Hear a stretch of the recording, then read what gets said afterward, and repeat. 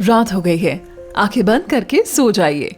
बिल्कुल, इंसान और ज्यादातर जानवर आंखें बंद करके ही सोते हैं। लेकिन अगर बात करें मछली की, तो उनकी कुछ बातें बहुत अलग होती हैं। एक तो ज्यादातर मछलियों की पलकें नहीं होती, क्योंकि उन्हें इसकी जरूरत ही नहीं है। मैमल्स यानी स्तनधारी पलकों का इस्तेमाल हवा के साथ साथ धूल, गंदगी और नुकसान पहुंचाने वाले कणों को आंखों में जाने से रोकने के लिए करते हैं। पलकें ही हमारी आंखों को नम रखती हैं, जबकि पानी का एटमॉस्फेयर जमीन से अलग होता है। इसीलिए मछलियां बिना पलकों के भी रह सकती हैं।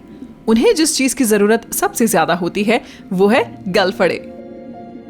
कुछ मछलियों जैसे शार्क की पलकें होती हैं। इन मछलियों के अलग अलग ग्रुप होते हैं। इनमें से कुछ जैसे नर्स शार्क खारे पानी में रहती हैं और दिन में आराम करती हैं। अगर बीच में उनकी नींद खुल जाए तो वह जल्दी से रिस्पॉन्ड नहीं कर पाती। कुछ शार्क और टूना जैसी मछलियों को तो हर समय तैरते ही रहना पड़ता है, क्योंकि बिना तैरे वो सांस नहीं ले पाएंगी। तैरते समय जब गलफड़ों के ऊपर से पानी गुजरता है तो उससे उन्हें ऑक्सीजन मिलती है। कुछ और मछलियों की भी पलकें होती हैं, लेकिन ये मछलियां बहुत अलग तरह की होती हैं। ये मोटी और पारदर्शी मछलियां हैं, जिनके आर पार देखा जा सकता है। वैज्ञानिकों का कहना है कि इनकी आंखों पर फोकस बढ़ाने वाला कुदरती चश्मा लगा होता है, जिनसे ये चीजों को साफ तौर पर देख पाती हैं। मछलियां अलग अलग तरह से सोती हैं। ज़ीब्रा फिश ज्यादातर रात में सोती है, बिल्कुल इंसानों की तरह। आराम करते हुए ये तैरती नहीं है और इनकी सांसें धीमी हो जाती हैं। मैक्सिकन केव फिश जो गुफाओं और नदियों में रहती हैं, वहीं के माहौल में ढल जाती हैं, क्योंकि वहाँ सूर्योदय और सूर्यास्त नहीं होते, इसीलिए उनका रूटीन बाकियों से थोड़ा अलग होता है। लेकिन उनके शरीर में इनबिल्ट घड़ी होती है और वे इसी के हिसाब से चलती हैं। लगातार अंधेरे में रहने की वजह से इनकी देखने और नींद की जरूरत खत्म हो जाती है। प्रवाल भित्तियों या कोरल रीफ में रहने वाली कुछ डैमसेल फिश आराम करते हुए भी तेजी से तैर लेती हैं। साइंटिस्ट का दावा है कि इस वक्त शायद उनका आधा दिमाग सोता है और बाकी का आधा दिमाग एक्टिव रहता है, एकदम डॉल्फिन की तरह। रात के समय पैरट फिश अपने चारों ओर म्यूकस कुकून बना लेती है। ये एक स्मेली स्लीपिंग बैग होता है जो सोते समय उन्हें खतरों से बचा कर रखता है। कुछ मूंगे या रेत में लिपट जाती हैं और कुछ को छोटा सा घर भी मिल जाता है।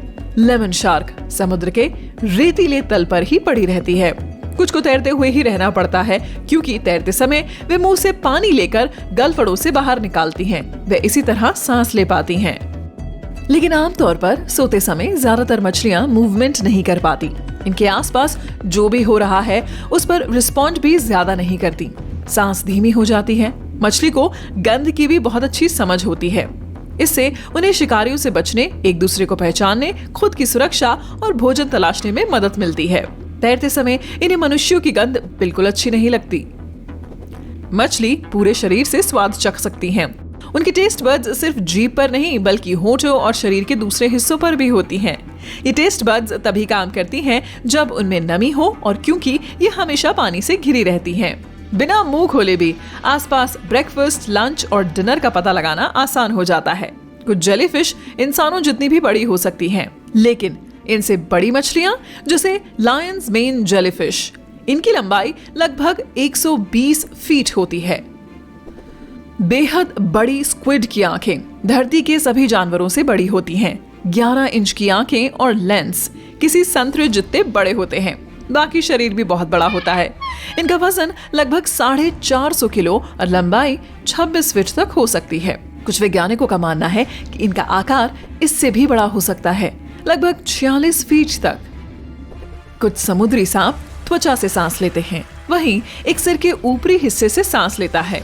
इसके सिर पर एक छोटा छेद और बहुत सी ब्लड वेसल्स होती हैं। ये जब पानी में तैर रहा होता है तभी आसपास की ऑक्सीजन छेद से होते हुए वेसल्स और फिर ब्रेन में एंटर होती हैं। हम समुद्र की जितनी गहराई में जाएंगे ये उतना ही अजीब हो जाएगा। बहुत ज्यादा प्रेशर, अंधेरा और ठंडक भरे माहौल में वैम्पायर स्क्विड, गॉबलिन शार्क, बड़े बड़े ट्यूब वॉर्म, ट्रांसपेरेंट हेड वाली मछली यानी बैरल आई जैसे जीव छुपे होते हैं, और वे समुद्री शेर जो किसी भी बीट पर थिरक सकते हैं। यानी ये धरती के दूसरे ऐसे जानवर हैं जो किसी बाहरी बीट पर शरीर को हिला सकते हैं। ये काफी स्मार्ट भी होते हैं, यहाँ तक कि ये कुछ अच्छे डांस मूव्स सीख भी सकते हैं। शार्क पेड़ों से भी पुरानी है। सबसे पहले पेड़ 35 करोड़ साल पहले सहारा रेगिस्तान में देखे गए थे। तब यहाँ जंगल था, जबकि शार्क लगभग 45 करोड़ साल से है। जेलीफिश और हॉर्स शू क्रैब या केकड़े भी पेड़ों से पहले के हैं। व्हेल के गाने से भी हमें समुद्र तल का नक्शा बनाने में मदद मिल सकती है। दरअसल नर व्हेल अपने पार्टनर को आकर्षित करने के लिए बहुत जोर से धुन निकालते हैं और उनके ये गीत समुद्री दुनिया की सभी आवाजों से सबसे तेज होते हैं। इन आवाजों को लगभग 1000 किलोमीटर तक सुना जा सकता है और पानी के नीचे 2.5 किलोमीटर की गहराई तक पहुंच सकती हैं। लेकिन ये वापस ऊपर आती हैं, जिससे शोधकर्ताओं को एक्यूरेट मेजरमेंट में मदद मिलती है। जापानी तटों पर रहने वाले छोटे कीड़े भी इस मामले में काफी पावरफुल हैं। इनकी आवाज भी समुद्र के बाकी जीवों से बहुत तेज होती है। ये गुस्सैल भी बहुत होते हैं और आपस में लड़ते भी बहुत हैं। लड़ते समय जो आवाजें ये निकालते हैं वो समुद्री दुनिया की सबसे तेज आवाज होती है। पेड़ के छल्लों से उनकी उम्र का पता चलता है और दूसरी भी कई जानकारियां मिल सकती हैं।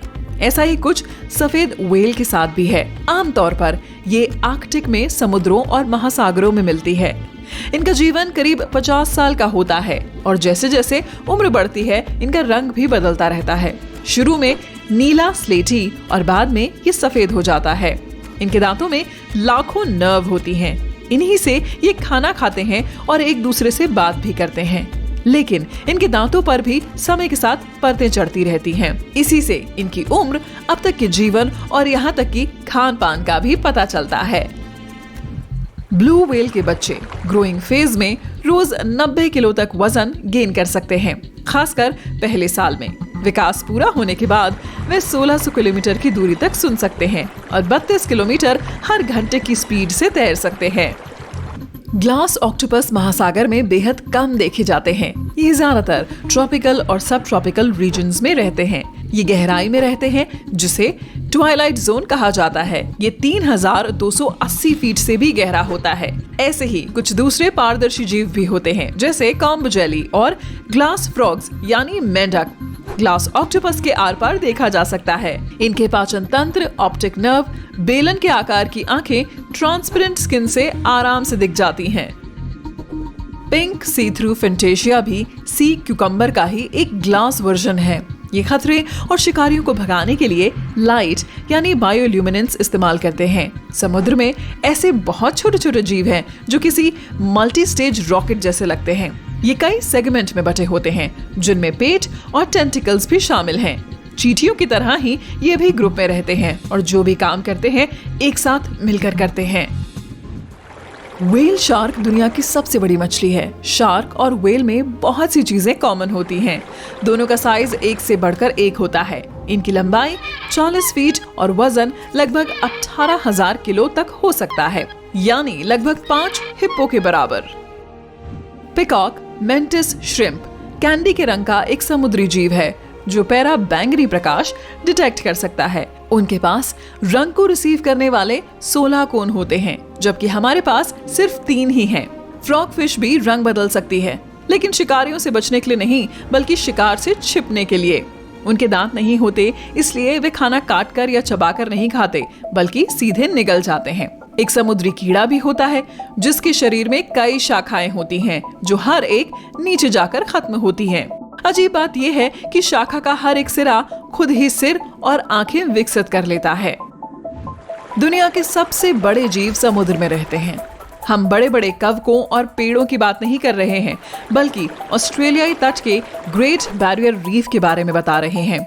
ये चट्टान 1,33,000 वर्ग मील तक फैली है। ये इतनी बड़ी है कि इसे अंतरिक्ष से भी देखा जा सकता है। धरती के 90% से ज्यादा जीव पानी में रहते हैं, लेकिन फिर भी अनदेखे हैं। महासागर धरती के सबसे ज्यादा हिस्से पर मौजूद हैं।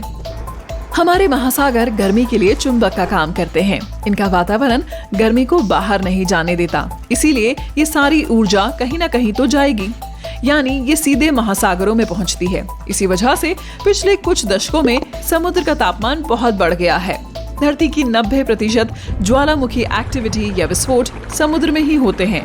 इस मामले में सबसे अहम हिस्सा साउथ पैसिफिक है। वैसे तो ये न्यूयॉर्क से बड़ा नहीं है, लेकिन यहाँ 1100 से भी ज्यादा ज्वालामुखी हैं। यहाँ समुद्र के तल पर दबाव भी बहुत ज्यादा है, खासकर मरियाना ट्रेंच में। अगर आप वहाँ नीचे जाते हैं और खड़े होते हैं तो ऐसा लगेगा मानो आपके कंधे पर किसी ने 50 जंबो जेट लाद दिए हैं।